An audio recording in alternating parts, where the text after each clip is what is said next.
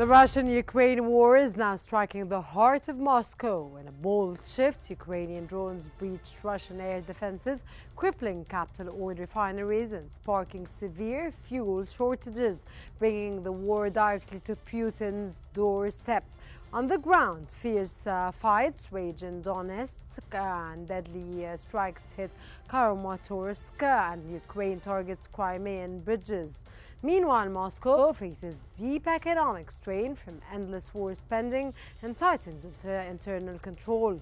Diplomatically, Europe is fractured, leaders squabbled over negotiating with the Kremlin while pledging deeper support for Kyiv. With Russia rejecting diplomatic ultimatums, this intensifying conflict has entered a critical, unpredictable new phase. Let us start in focus.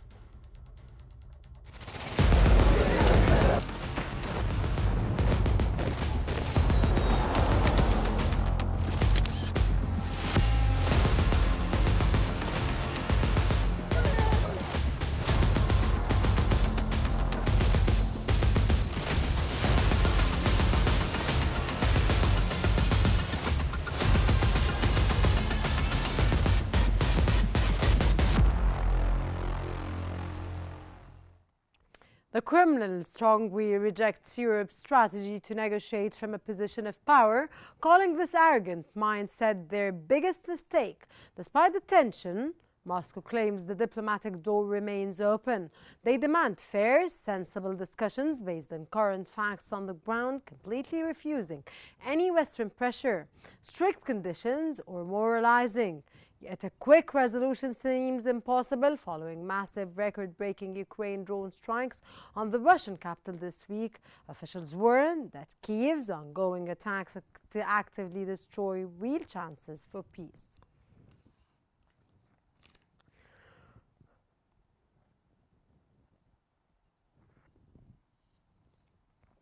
Russian Foreign Minister Sergei Lavrov suggests Washington might soon alter its strategy regarding the Ukraine settlement.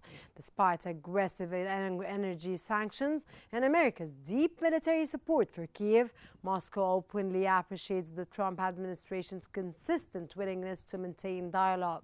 Following the G-Summit 7, the Kremlin fears European leaders are giving President Trump inaccurate battlefield reports. Nevertheless, Russia awaits upcoming visits from American envoys to explore future peace agreements.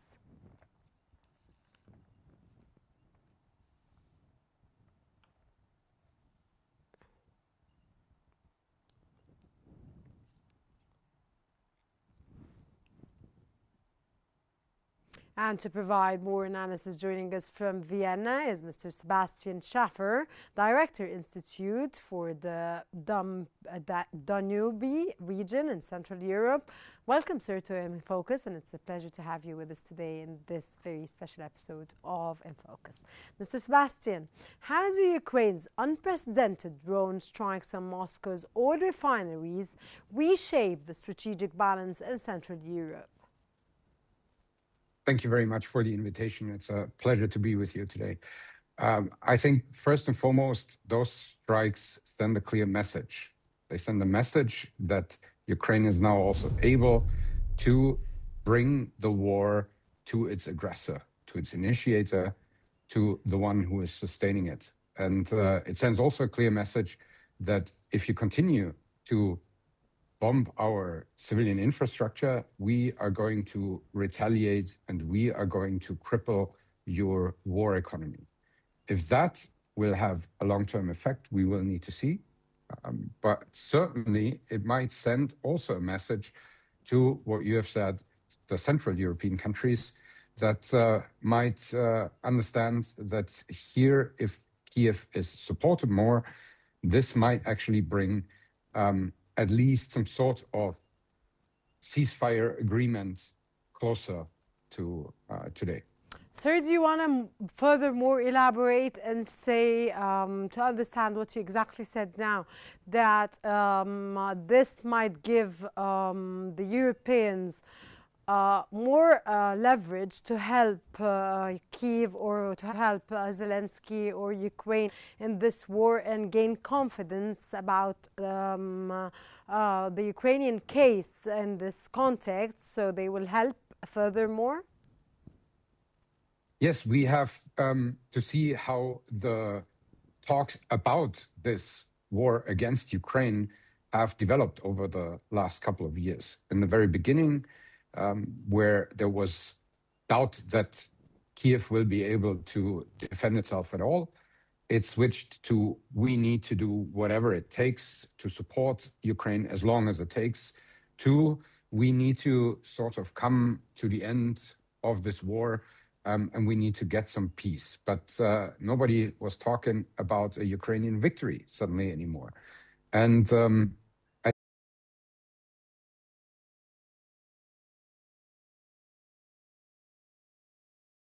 the momentum on the battlefield can shift at any time. We have seen this last year, it was the other way around. We have now, of course, a new development that Kyiv is able to seriously bring that war also to the Russian Federation, and that gives them currently momentum. And if we then see a possibility to actually not just talk about a ceasefire, or at least some sort of sustainable peace, but there might even be a possibility to talk about a Ukrainian victory finally again. And this, of course, will then also have broader implications for Central Europe. I just returned from Chisinau a couple of hours ago, and this will also have implications there on the left bank in Transnistria, for instance. Okay, sir, with severe fuel shortages hitting the Russian capital, is the Kremlin's war economy finally reaching its breaking point? It's very hard to assess for me if the breaking point is coming or not. I would rather think that we can see some trends. When we look at the GDP growth that fell from around 4.9% maybe in 2024 to around 1% in 2025, if we believe that those are the trustworthy numbers, we can still see that military and security spending now accounts for a third of the Russian expenditure. Defense alone approximately consumes 30% of the aid budget. So this is really something that will deplete also the fund, that the sovereign wealth fund of the Russian Federation. And we see that there is a shift. Again, if I use the example of Moldova, here we could see that they have really completely detached from the energy dependency. They paid a very high price for it. There was an energy emergency in the last winter. Sorry to jump in here. I just want to, they paid, you're referring to Russia. Yeah. The Russian Federation is no longer able to sell their natural resources to Moldova. They have been doing that better than other Central European countries, for instance.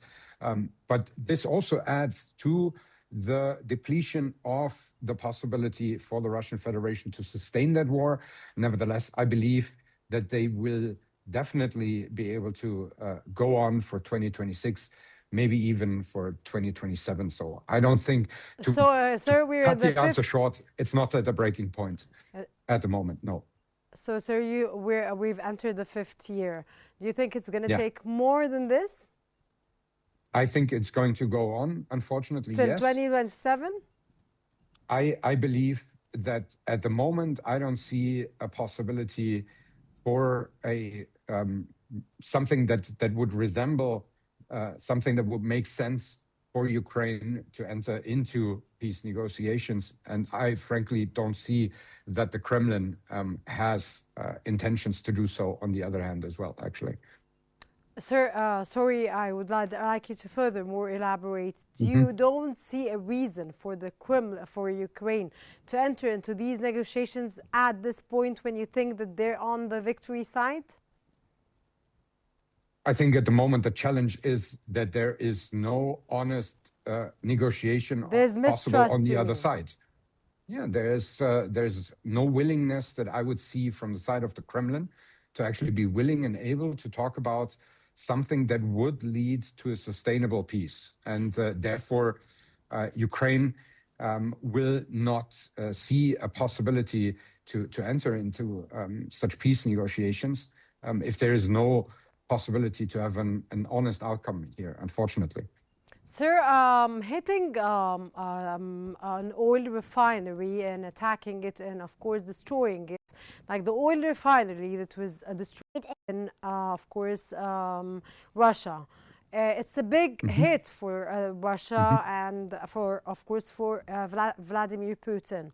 So, on this side, how do you read the ongoings of a ceasefire possible?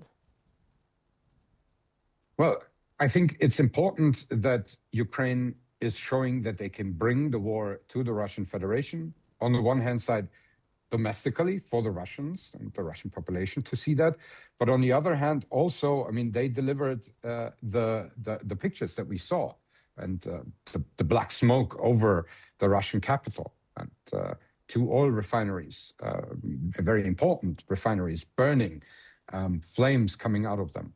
This is a message also sent to their Western partners that they see, look, if you help us, support us, you will enable us to bring this to a point where we can have an honest negotiation. Oh, Because we need a sustainable peace here. And then it will lead to something like a possibility here. But at the moment, again, I simply can't see it.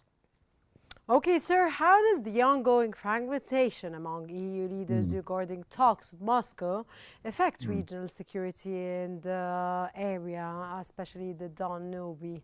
Or if I'm wrong in the name, could you please recorrect it? We would probably say Danube, and Danube? Danube, yes. But I'm also not a native speaker, so you might as well be right here. Um, I think the major challenge that we are seeing is that there is a different level of threat perception and or alignment, historic, whatever, ideological with the Russian Federation. And this is uh, contributing to that fragmentation that you mentioned. But then there are also strategic mistakes that are done within the European institutions. I guess you're referring, for instance, to the effort that the EU Council President has done in order to through back channels, try to contact the Russian Federation that was criticized, especially by France and Germany, but also a non-EU member at the moment, the United Kingdom. And here we would see that actually we need a strengthening of the so-called eastern flank. So this is running through the Danube region from the Baltic Sea to the Black Sea to also the Mediterranean. We need an enforcement of that flank because there is an ongoing threat that is posed by the Russian Federation. This is not over.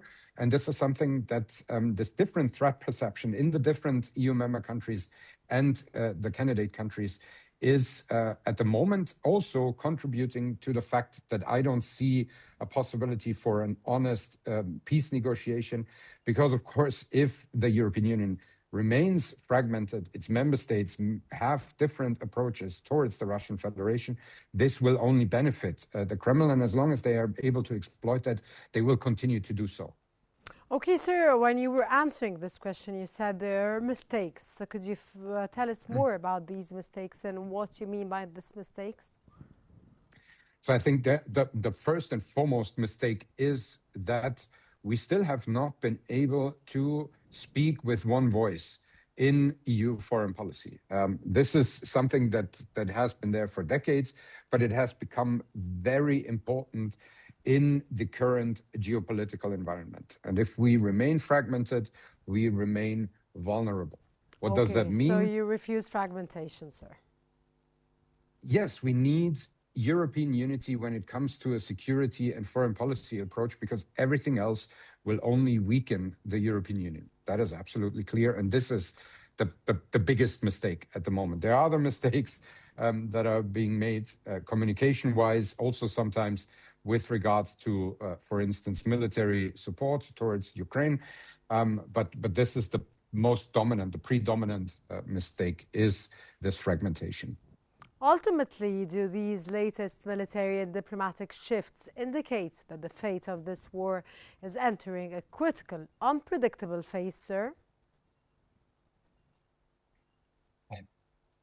Yes and no, because at the one hand, as I mentioned, it's still on the battlefield in the front line. It's a war of attrition. So this is something where at the one hand, we can see that there is some sort of push.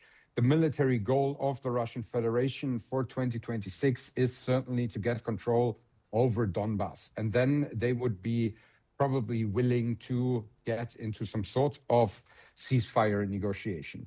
They are not achieving this. They are trying it. But the fact is that Ukraine in May has gained more territory back than the Russian Federation achieved. This is something that has happened in the first time since more than 2 years.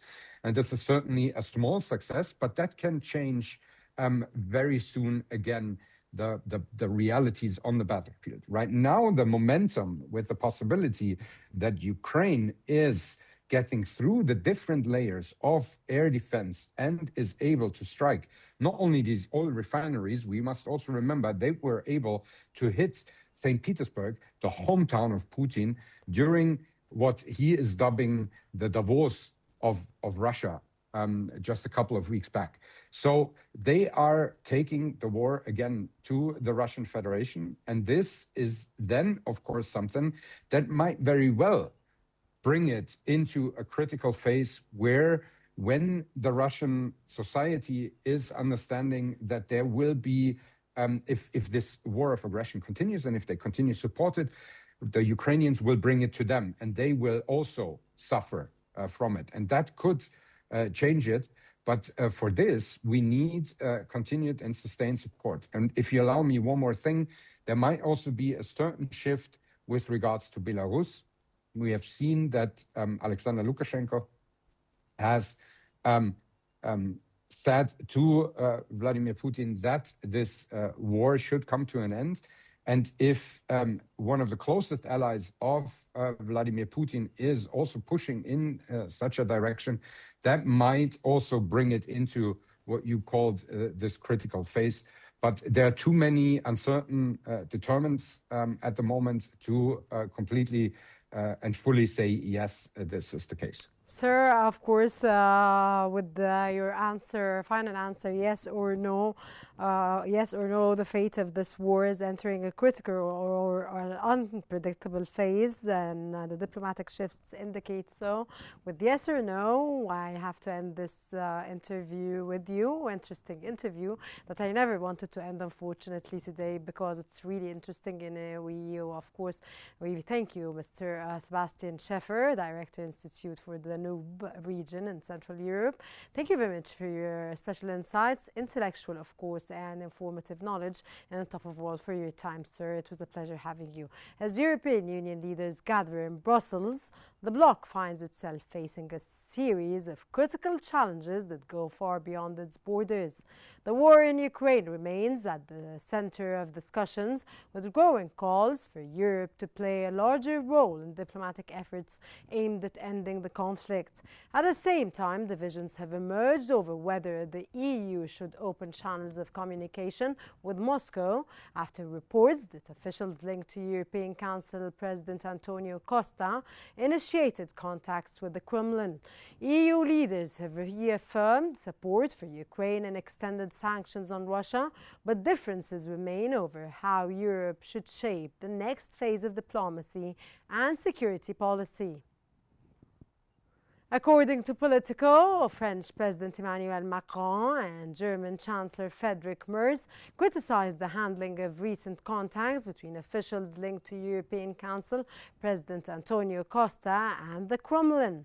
The controversy emerged after reports that Costa's chief of staff had explored communication channels with Moscow without broad consultation among member states. The episode exposed divisions within the EU over how and when engagement with Russia should take place. Some leaders argued that Europe should be prepared for eventual diplomatic discussions if peace efforts advance, while others warned that any outreach could send the wrong signal while fighting continues in Ukraine. The debate reflects a broader question facing the European Union: how to balance support for Ukraine, pressure on Russia, and the possibility of the future negotiations. The article argues that the disagreement is less about whether diplomacy is necessary and more about who should lead it, under what conditions, and how the EU can maintain unity while pursuing a common foreign policy. The dispute also highlights ongoing concerns about Europe's role in international peace efforts, which have largely been led by the United States so far.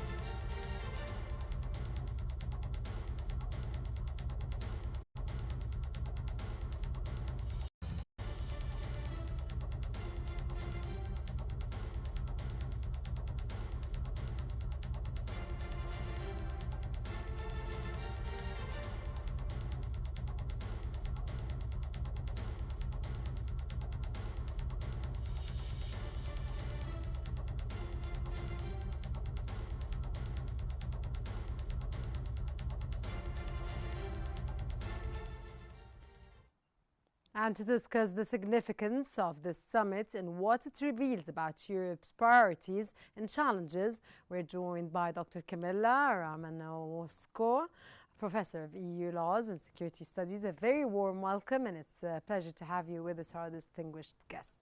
Of course, Dr. Kamila, what are the most important outcomes that European leaders hope to achieve from this summit? Well, thank you once more for invitation. I will start with the little statement, I think. What we are witnessing now is one of the most profound transformation of the international security environment, even since the end of the Cold War, I would say. We are now in the era of extreme transition, which have been induced by polycrisis. The Europe and the world is now on. This summit comes immediately after G7 meeting and takes place at the moment when Europe faces not only one crisis, but several crises simultaneously. The war in Ukraine continues. The Middle East remains really very unstable. Migration has returned to the political agenda again, and economic competition is intensifying. Hybrid threats, cyber attacks, and the foreign interference are becoming increasingly sophisticated. What makes this summit particularly important is that for European leaders, increasingly it's obvious, and they do understand that these are not separated challenges. Sorry here to jump in and interrupt you. You said what makes European leaders increasingly what? Because we did not hear this. Sorry. They increasingly understand that these are not separate challenges. They form a single strategic environment, those crises. The debate is no longer simply about Ukraine, it's about resilience. EU is really focusing on resilience. It's about whether Europe can secure its borders, protect infrastructure, strengthen its defense industry, preserve economic competitiveness in the world, and maintain political cohesion at the same time. These are also broader geopolitical reality. Why Europe and the United States remain heavily engaged in multiple managing crises. China continues to expand its industrial capacity and the technological leadership and global influence. In strategic terms, Beijing often benefits when its competitors are distracted by conflict and fragmentation. And this is what's happening now. The real question is for Europe today, not necessarily whether another crisis will occur. The real question is whether Europe can build sufficient resilience, interoperability, and strategic cohesion to navigate increasingly competitive world and still survive. Okay, how do you assess the outcome of the summit, Dr. Camilla? Well, I would say that, it's still loads of things may happen, but for a time, what we can Loads of see in things the like agenda. what?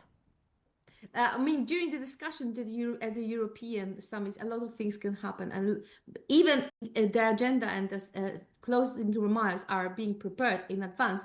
Still, there is a lot of margin of diplomatic maneuvers, and what we can see here now is actually, I do believe that Europe will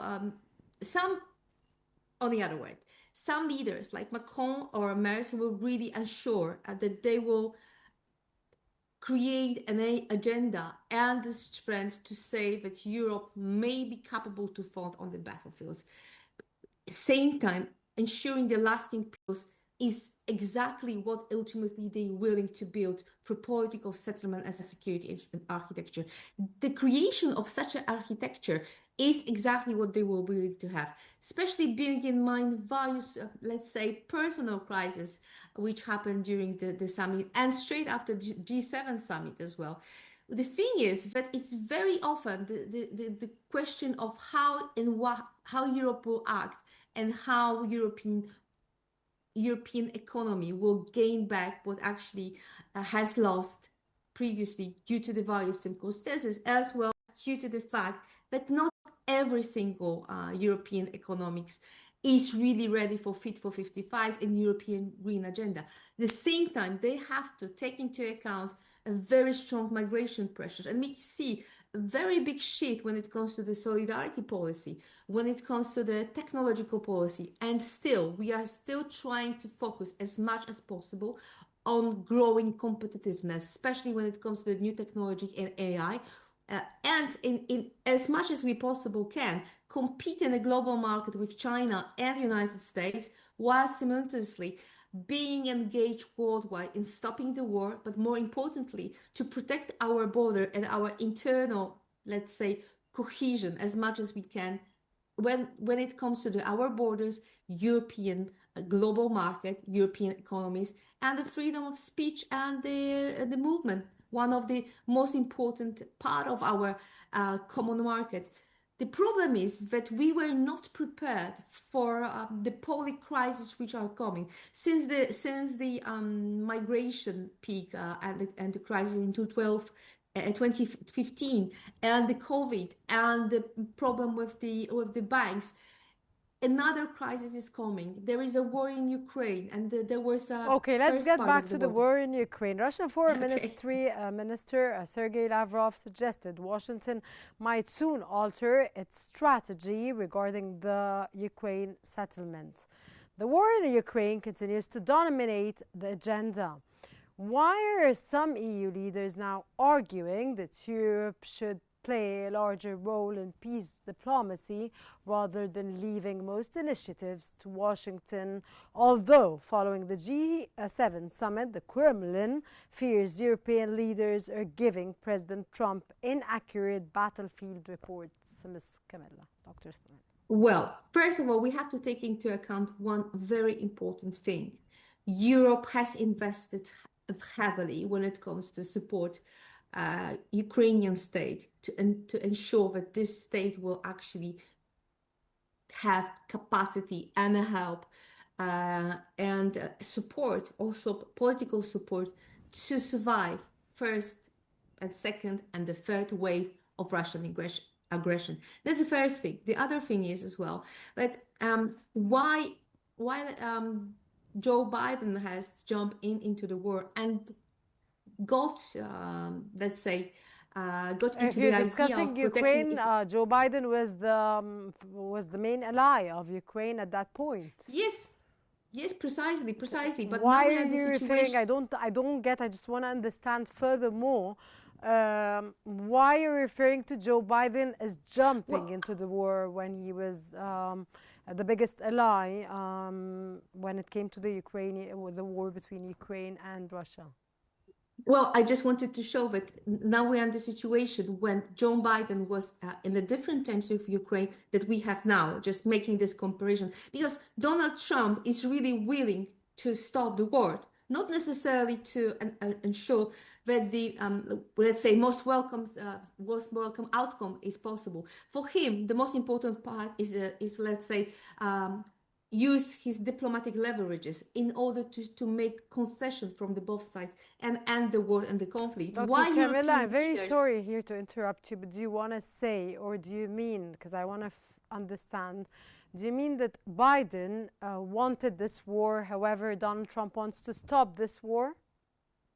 No, I wanted to say that Biden was really willing and was really involved in protecting eastern flank of the European Union, the same time, which is the same time eastern flank of the NATO.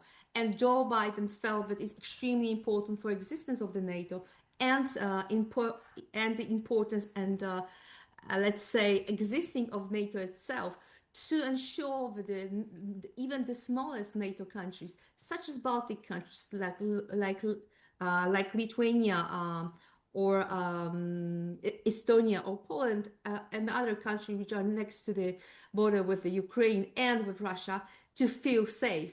That's the reason why he was showing back then a strong support to the cause of maintaining stability, the regional stability in the macro region of the Eurasia, let's say. I'm not saying that Mr. Because I'm Biden running was out of interested in time, Dr. Camilla, so I need to Sorry. ask you more. Donald Trump, of course, during his Absolutely. campaign, he was very strict about ending this war in 24 hours, and the 24 hours have gone long time ago. However, of course, according to Politico, French President Emmanuel Macron and German Chancellor Friedrich Merz criticized the handling of recent contacts between officials linked to European Council President Antonio Costa and the Kremlin. How do these reports between officials linked to Antonio Costa and the Kremlin have sparked a controversy? Why has this issue generated such strong reactions inside the EU, Dr. Camilla? The controversy surrounding Antonio Costa is not really only about Costa. It is about the mandate, institutional authority, and the future direction of European strategy towards Russia.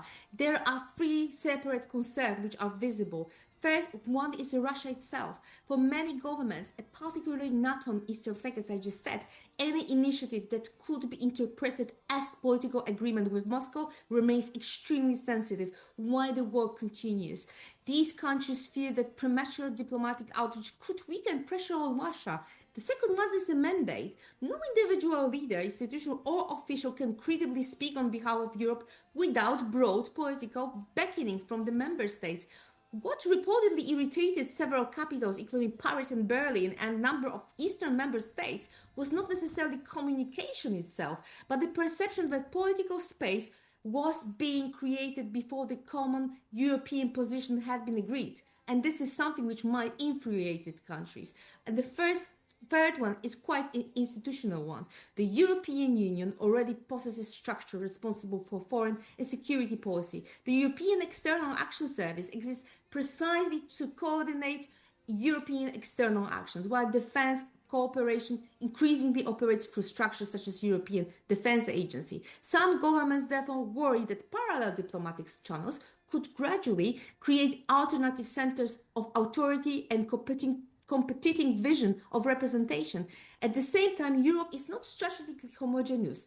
Quite far. For countries such as Poland or Baltic states, Russia remains primarily a security challenge. But for parties from the Western Europe, Russia is simultaneously a security issue, a financial issue, and a future economic question. What ultimately angered many member states was the combination of all those three factors: Russia itself, the perception of action without a clear agreed mandate, and the concern that alternative diplomacy Okay, Dr. channel Camilla, could looking ahead, what would constitute a successful summit from this perspective of EU leaders and, of course, your perspective in 10 seconds because we have to end this? I think the most important thing is that the challenge is now not choosing between the terms and diplomacy. The challenge is ensuring that future diplomacy and the future actions of the European Union will strengthen rather than weaken European security and Europe itself. And I do believe that for now, it is the main issue that Europe is now facing and the most important part of European negotiations. That was Dr. Camilla Romanesco, Professor of EU Law and Security Studies. Thank you very much for your in-depth analysis, your insights, your intellectual knowledge, and of course, on top of all, your intellectual knowledge and your time. Thank you very much for joining us in this very important interview. And of course, we all hope here that this war ends as soon as possible. From drone strikes hitting Moscow to fierce diplomatic channels and clashes in Brussels, Europe stands at a critical crossroads as the Ukraine war escalates and EU leaders dive over criminal outreach. The continent faces an unpredictable future. Will a fractured Europe forge a united path forward? That's all for this episode of In Focus. Thank you very much for watching, and dear viewers, this ends. Stay tuned for the top stories coming up next. I'm Rana Kostos. Thank you very much for watching this episode.